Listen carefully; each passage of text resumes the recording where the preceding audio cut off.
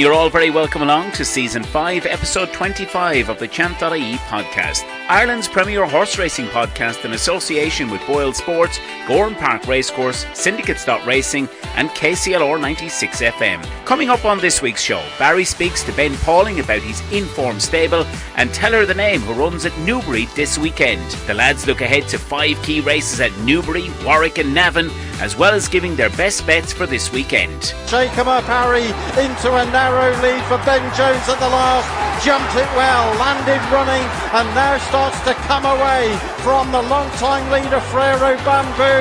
Shake 'em up, Harry, with 100 yards to go, has a lead bordering on 5 lengths. He's edging right-handed in the closing stages, but he's galloping all the way to the line.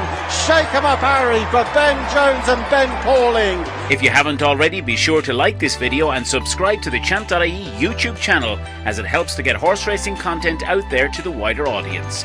We look forward to reading all your weekend #5cast selections in the comments below. Sit back, relax and enjoy the show. Boylesports. Don't just bet, choose wisely. Hello and welcome along to Champ.ie. This week's programme just has the two amigos, Barry Doyle and myself, David Byrnes. But we'll be going through 5 key races for you this week. And of course, the 5 key races are the 3-mile Denman Chase, the Grade 2, the Game Spirit Chase at Newbury. We've got the Betfair Handicap Hurdle, the Premier Handicap, the Veterans Handicap Chase Class 2, and the Boyne Hurdle at Navan. We are brought to you in association with Gowran Park Racecourse, Syndicates Racing, KCLR 96 FM, and our betting partner, Boylesports. Right. One Mr. Barry Duffy, congratulations to you. You picked the biggest prize winner at the Dublin Racing Festival last week. And of course, that was Dancing City at 16-1. What does that mean? I can tell you, you've won yourself a 1% share in Jerry Colom's half-sister. Jack Cantillon and Syndicates Racing, they're going to have a great time with you being a part of that syndicate. And of course, those of you listening, why not contact Syndicates Racing if you'd like to get involved in the game? Right, Barry, how are you? And I know you were at a wedding last weekend and you missed a good bit of the Dublin Racing Festival, through to singing down in the west of Ireland, I believe. But what are we looking forward to this weekend, Baz? The West will never sleep again, David Byrnes. And look, we've caught up on a lot of it, in fairness, a lot of the racing, and most looking forward to this weekend to see how Shishkin gets on, and to see, because I thought he was going to go and win the King George personally. You know, there's a lot of debate about that, but I'm looking forward to see how he gets on. But I have another bet in the race because I'm not entirely convinced. I think there's a couple of things. I think there's reason to take Shishkin on, but I'd love to see him go and become a Gold Cup contender. I think he's probably the standout. It's a really competitive Betfair Chase as well, and I'm looking forward to catching up as well, David, later on in the show with Ben Pauling. It was great to catch up with Ben, who's doing fantastic at the moment, 28% strike rate. He had a big winner today as well in the Scilly Isles with handstands. Excuse the pun, one doing handstands. And there's lots happening at the Dublin Racing Festival. You were working for the majority of it, and you seem to enjoy it. Speaking about Ronan, of course, I think it's time we send a technician down to Seneschalstown, County Meath. What did you most like at the Dublin Racing Festival? I love Ballyburn last weekend. I thought he was absolutely explosive in that race. I thought Galloping the Champ was brilliant. I thought the talk about fast or slow and Galloping the Champ, that can all be put to bed now. Galloping the Champ is the horse for the Gold Cup at the moment, as it looks. And I thought, as I said, Ballyburn was absolutely brilliant. Statement was brilliant in the Irish Champion Hurdle, but he's not going to touch a twig of Constitution Hill, a fit Constitution Hill, fully right on Champion Hurdle Day. And there, my key points from the weekend last weekend. I saw someone saying today on Twitter that Ballyburn could come out and win the Supreme Novices Hurdle, have a hose down, go home and have his tea, and come out the next day and win the Ballymore. It's hard to disagree with that. I think he showed everything that you need in a Supreme Novice Hurdle winner. I thought he jumped a lot better. Obviously, it was his third start over hurdles, David. Thought he jumped a lot slicker, jumped with speed. He travels, he's a big cruising horse, isn't he? And we've seen obviously Vatour, Appreciated, Classical Dream, all similar types of horses go down the 2 mile route.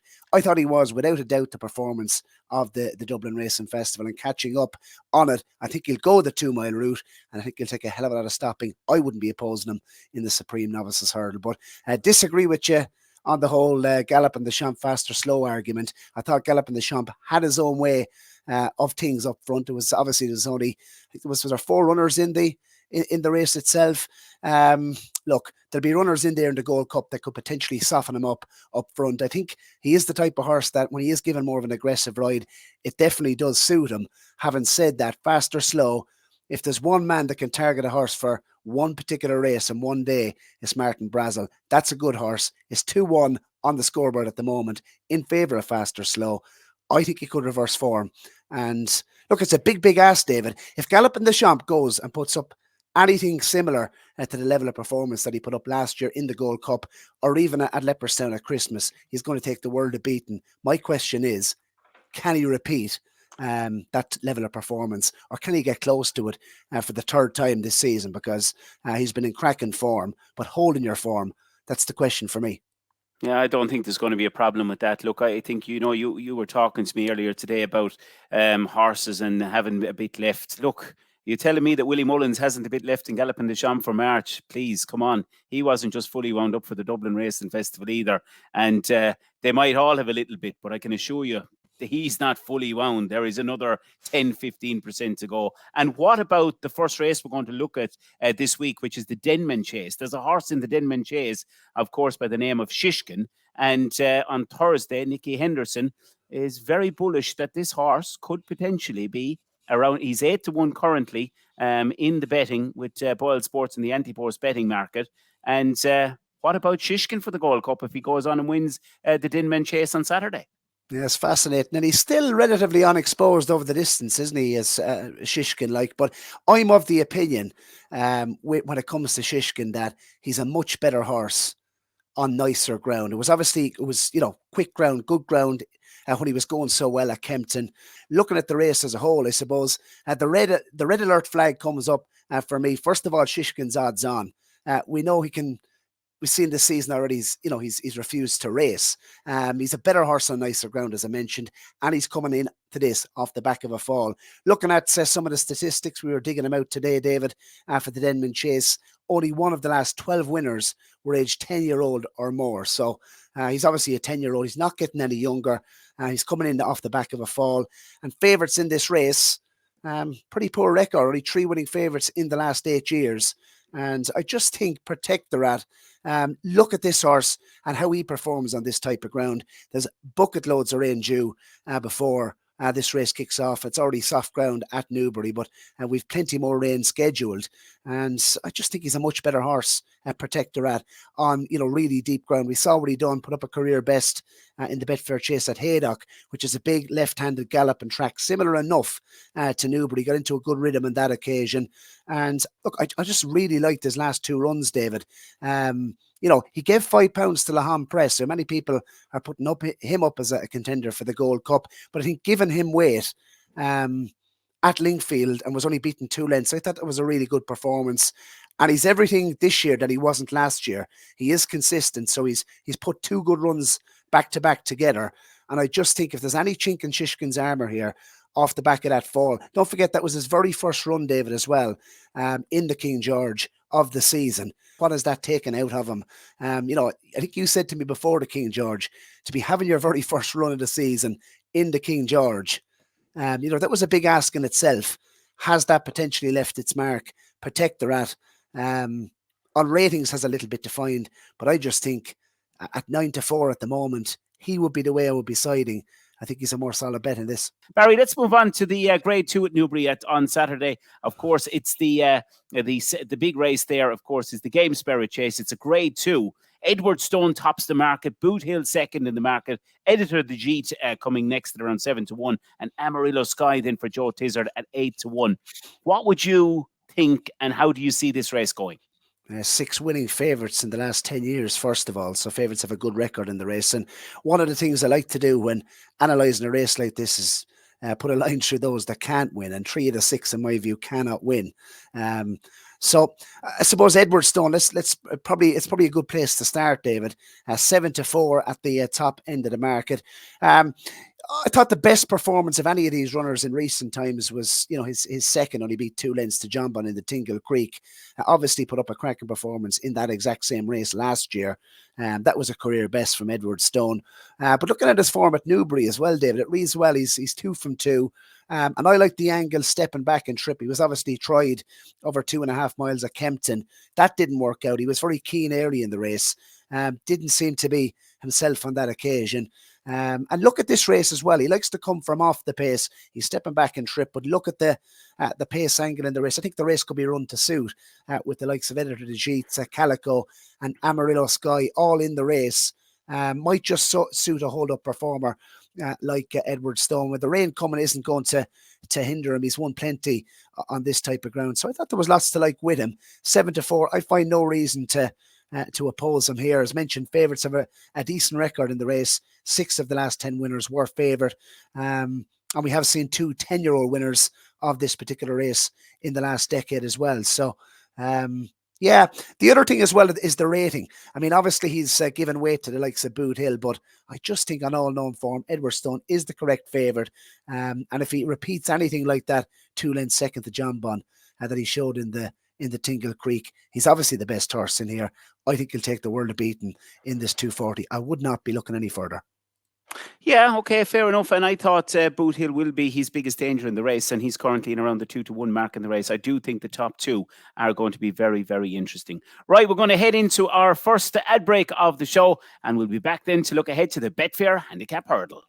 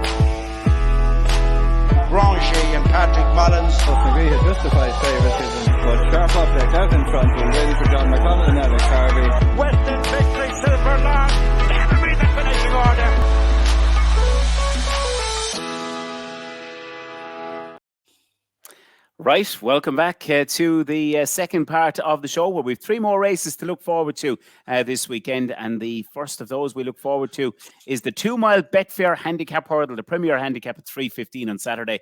And of course, don't forget to subscribe to Champ.ie, like our podcast, and of course, comment with your 5-cast selections this weekend. Right, Barry, the Betfair Handicap Hurdle, Premier Handicap, it has the look of a great race. Certainly has, and favourites have had a decent record, or certainly those at single figure odds, David. Just a little quick stat from the beginning once again. 5 of the last 7 winners went off single figure odds. So you can look towards the front of the end of the market here, David. The intriguing one is the Mount of Danny Mullins for Willie Mullins. It's O'Castle de Meaux, who obviously had plenty of racing in France. He's been given an official BHA rating of 133. The one I like is Altabelli in here, David. I think it could be very, very unexposed. He's only had the 5 starts over hurdles in its career. So this is just his 3rd start in a handicap and officially rated 132. I thought it ran an absolute cracker behind Lucia at Ascot. We put Lucia up, of course, to win at Ascot, and 3rd of 9 runners on that occasion was Altabelli. That was quick ground. This is going to be soft, if not heavy ground by the time this race comes along, which is really going to suit Altabelli. Well, with Harry Fry on the show, he did mention that ground can be key to this horse. You know, he was hoping for a little bit of softer ground at Ascot, and obviously he's run him on good ground. I thought he's run a fine race. Jump well, was probably a little bit too keen in the run, but look back, look at this horse's back form. He beats Ginny's Destiny, who's now second favourite for the Turner's Novices Chase this year at Cheltenham. He's beat him by 5 lengths in a bumper, albeit he was getting weight. His first 2 starts over hurdles, went well. He was a 25 length winner at Carlisle over 2 miles and 3.5 furlongs. So he clearly stays well. I think he's going to be... he's the look of a horse that, he's a strong staying 2-miler, which I think at Newbury, this big long straight is going to suit him. I just think the ground, the track, the trip is all going to be in his favour here. Harry Fry hasn't had as many winners this year, in fairness, but I think he holds this horse in good regard. And I think there's every possibility that he could be thrown in off an official rating of 132. And look at his record in February as well, David. He's 2 from 2 in February. I think he ticks lots of boxes for this. And as mentioned, horses at single figure odds have had a good record in this race in recent times. But it's an intriguing race. Look, Willie Mullins, obviously, his horse could be absolutely thrown in here as well, coming from France. Lucia, that's 14 to 1 from 20s.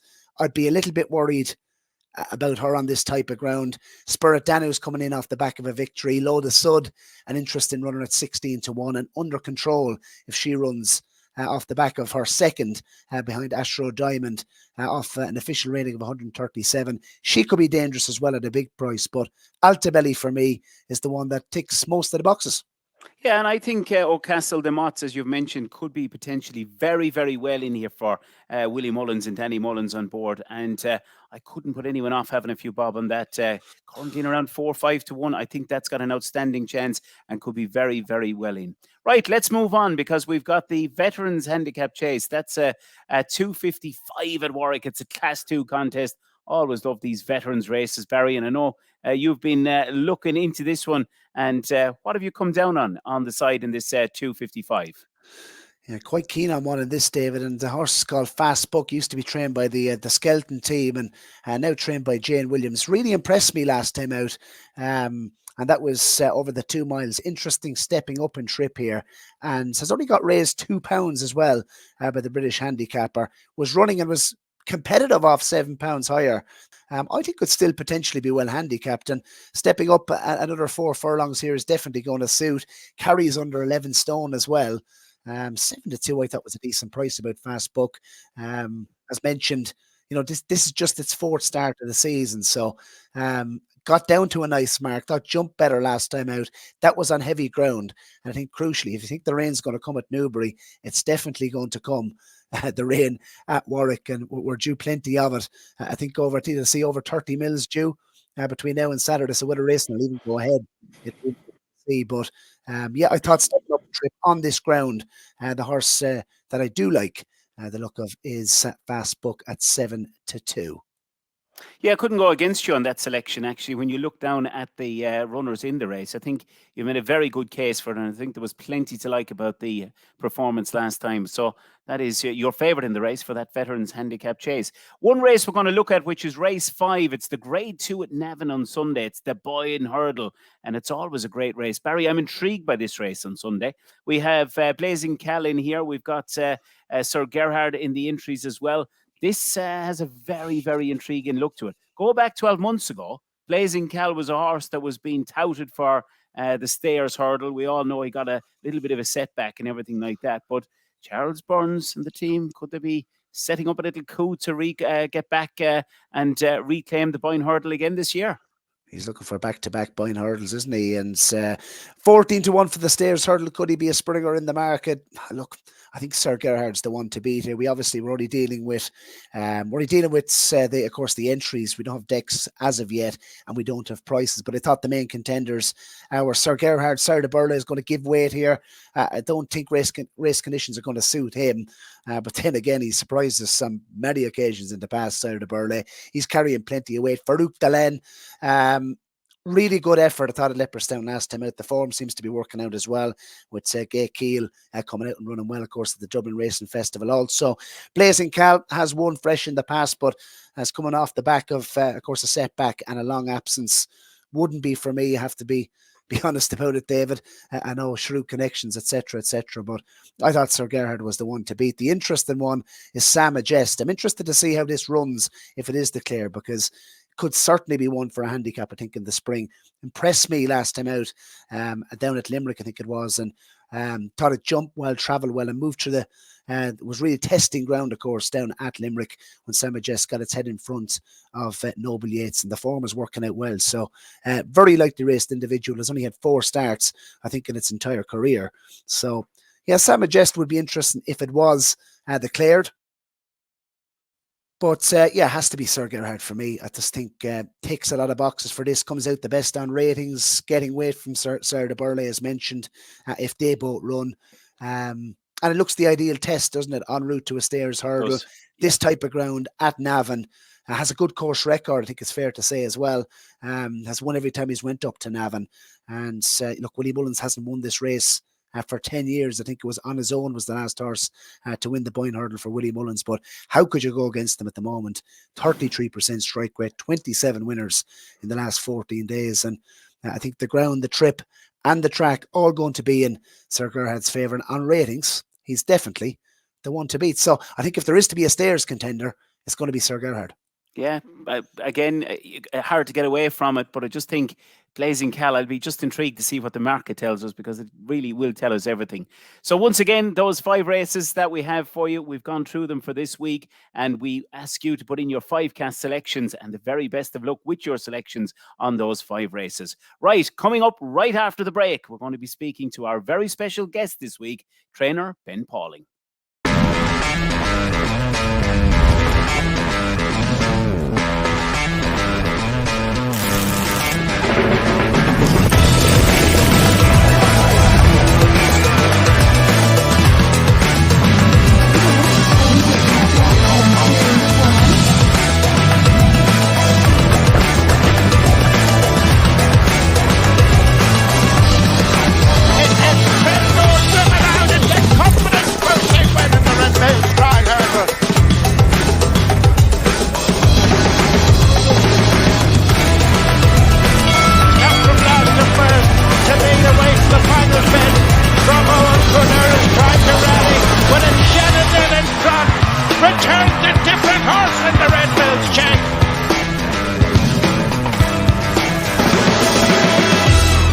Well, you're very welcome back to Champ.ie, and of course we've gone through the 5 races for you that we've looked ahead to this weekend, and we're delighted now to be joined by our very special guest on the show this week, Ben Pauling. Ben, firstly, great to have you with us this evening.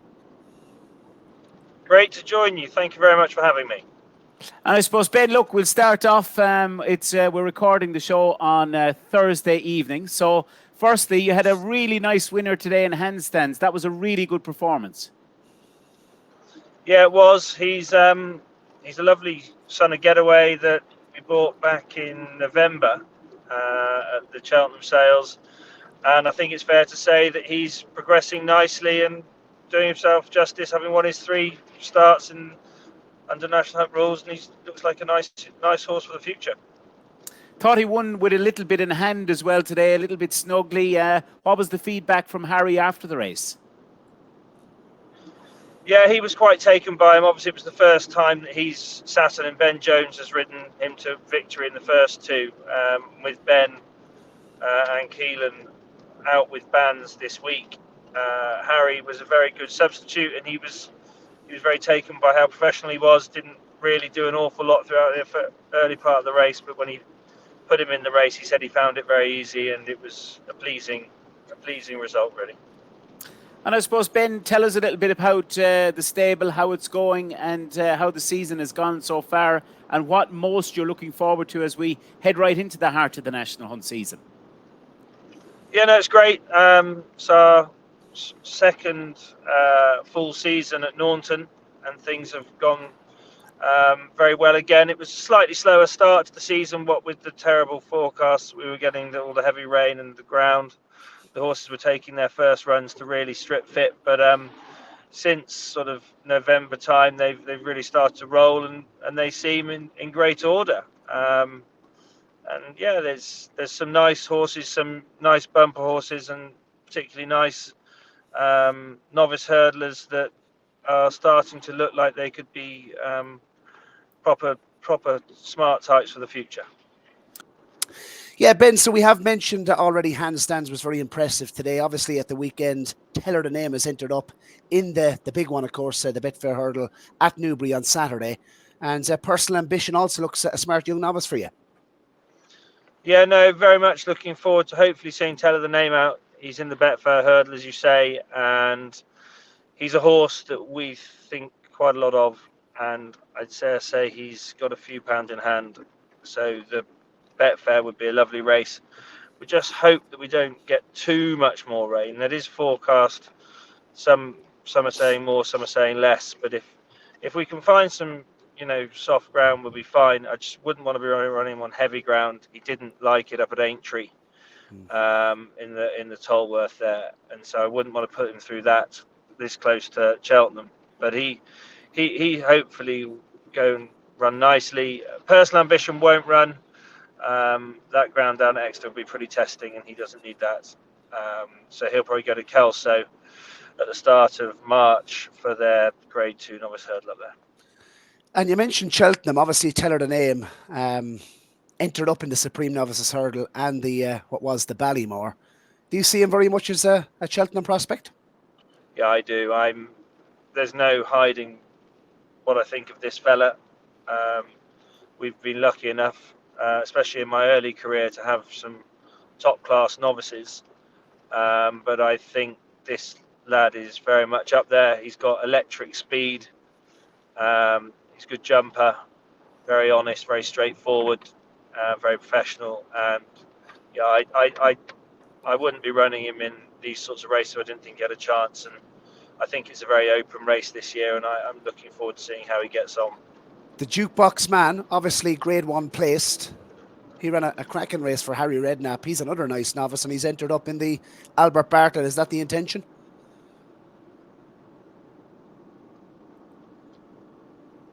Yeah, very much so. He ran a cracker at Newbury. That was a proper race.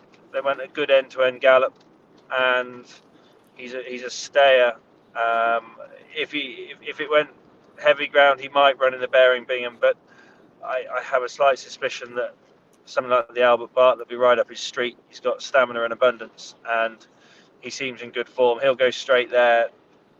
The Challow will have, it's always been a testing race, and I think trying to run in between would have been too much.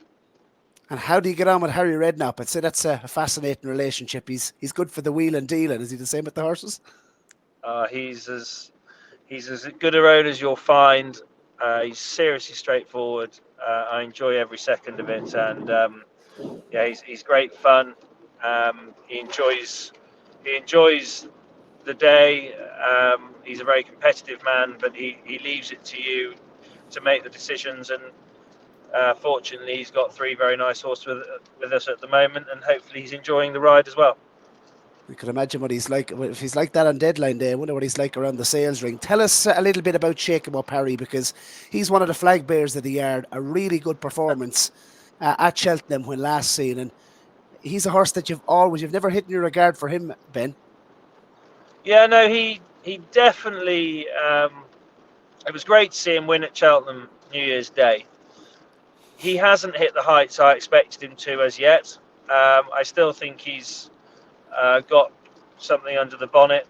We gave him a wind operation there in the summer, and the first run of the season was very disappointing. I think he half just thinking about his wind, but much better of recent, and he'll go to the Plate or the Ultima en route to the National. His mark last year or every previous running of the National would have been fine, but with the reduction to 34 runners, I dare say he might not get in. He might be on the cusp, and if that was the case, he'd go for the top of it. But hopefully some nice days out for him ahead.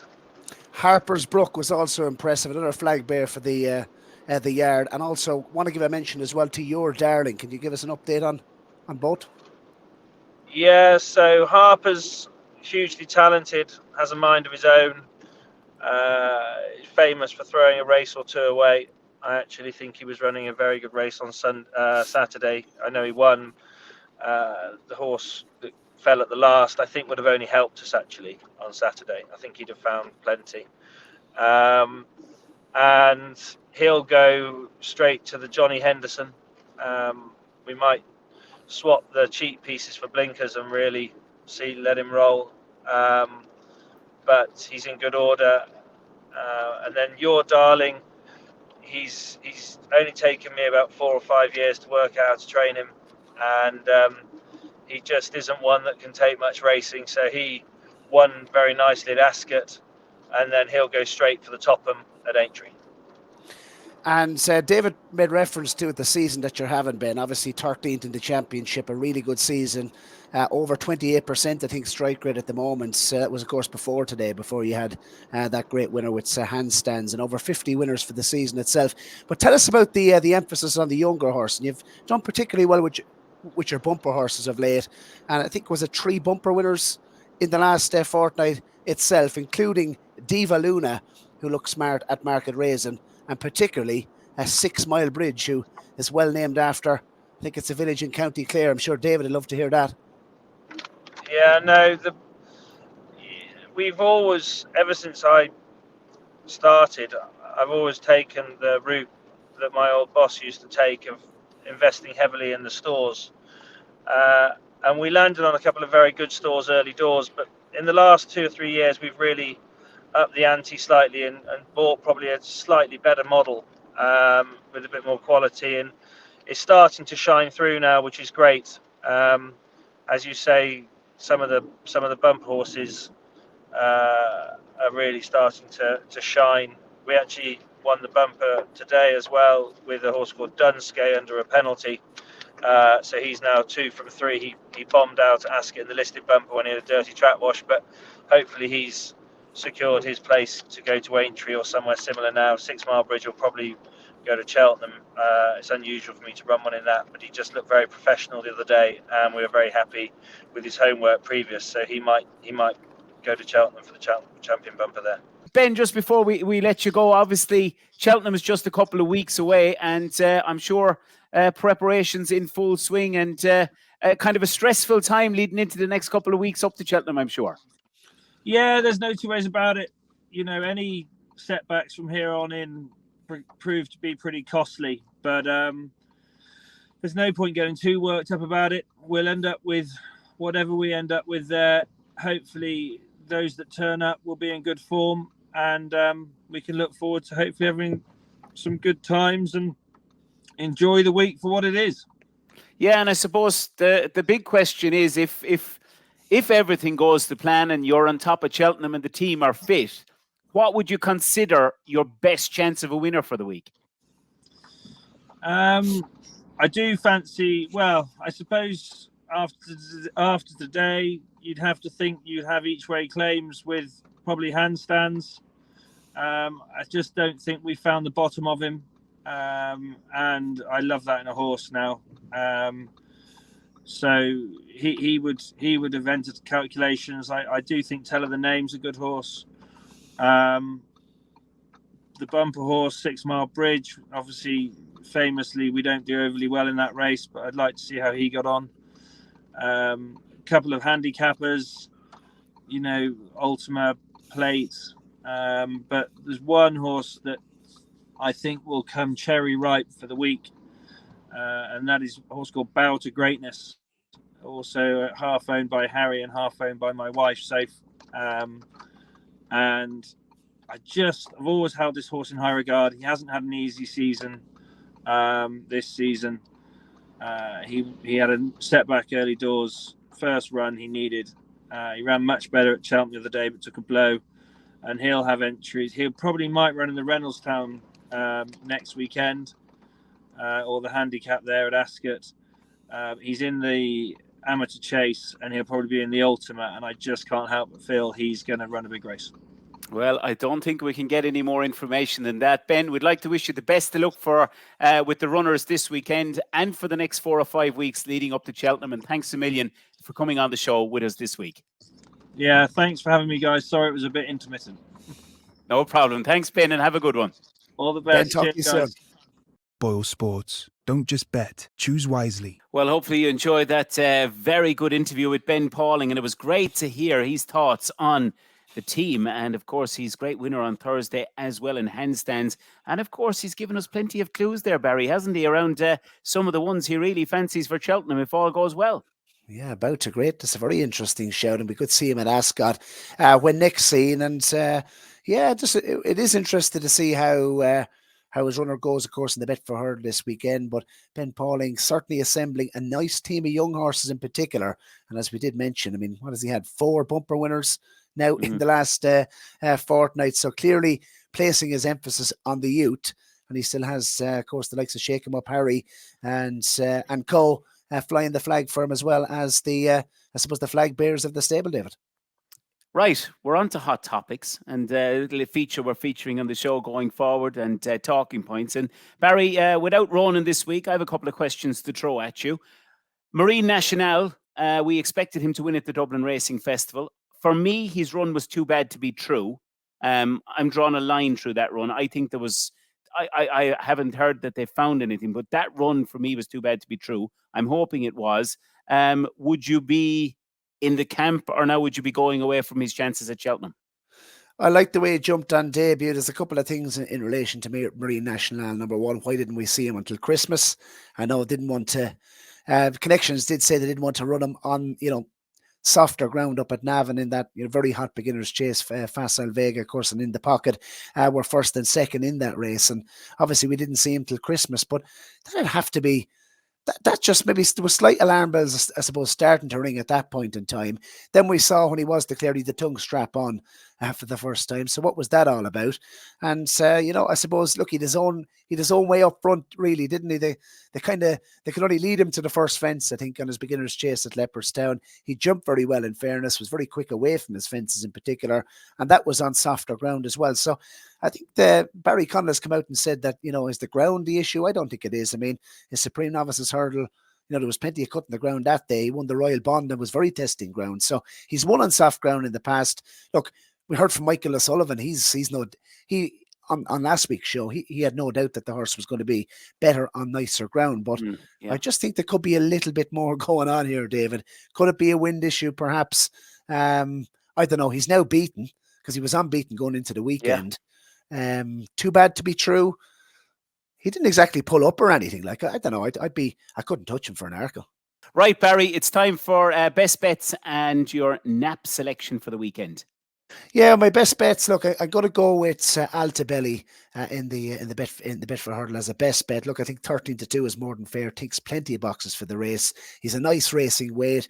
I think the ground, the track, and the trip is all going to suit him. Harry Fry will have him cherry ripe. It's only his third run in a handicap. I think there's lots to like about him. And there's a horse running. I know we put one up at Dundalk last weekend, David. We're going to put a horse up at Dundalk tomorrow night, which I think is very, very interesting. We're recording on Thursday, of course. It's the last race in Dundalk, and it's going to be ridden by Shamie Heffernan. Second run in a handicap. I thought ran an absolute cracker on handicap debut. The horse is called High Shermulti. Trainer is Paul Trainer. Shamie Heffernan booked for the ride. It's 6-1. There's been a little bit of money for it. Went off a massive price, 33-1, David, when finishing 5th of 14 over the mile at Dundalk back on the 26th of January. It's stepping up in trip 4 furlongs. Unchanged mark for only being beaten 2 lengths. I think it has a good chance at 6-1 tomorrow. I'm going to put up Fast Book as well, David, as a best bet at odds of 7-2. I'm quite keen on its chances. I think stepping up and trip the ground is going to suit. And could be scope off its mark because, as we mentioned in the preview section there, with Fast Book, he was competitive off a £7 higher mark this exact time last year. So I think 7-2 is more than fair. And shall we get on with it? The nap, Edwardstone, 7-4. He's the one to beat, really. I think he'll win. And kudos to Roland as well. And we need to send a technician down to County Meath, I think. Yeah. But he landed in that last week. I've already organised that. He's on his way. Sacked from the podcast for not having his internet on. Yeah. But he put up the nap, of course, last week, Madara, and that landed at 4-1. In terms of yourself, David, anything stick out? What's your nap? I'm actually going to follow you in with your nap selection this week, would you believe? So we've probably both jinxed it, but I hope we haven't. But I really do think it's a really, really good bet, looking at the strength of the race. And you're right, looking tactically how it's all going to be run. I'm rowing in behind your confidence with the NAP selection this week. So that brings us to the end of Champ.ie this week. It's been another great show, and as hopefully, fingers crossed, we'll have Ronan back with us next week. We'll get that internet sorted some way or another. Barry will have to get the technician sent down there. Barry, thanks for your input this week, and thanks to you for listening. And once again, don't forget to like, subscribe, and comment with your 5-cat selections for this week's racing. From Barry and myself, have a great weekend, and hopefully you're back plenty of winners.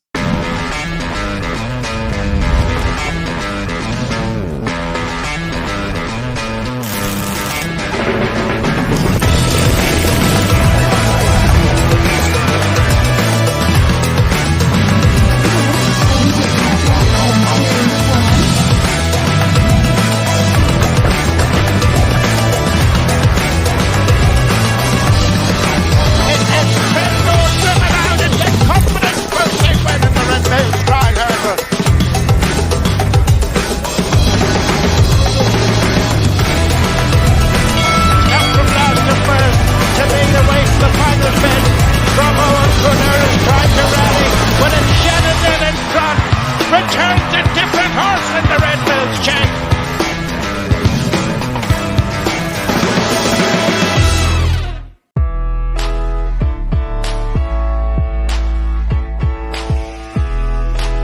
Grangy and Patrick Mullins. McGree had justified favouritism, but sharp object out in front, ready for John McConnell and Alex Harvey. Western victory, Silver Lark.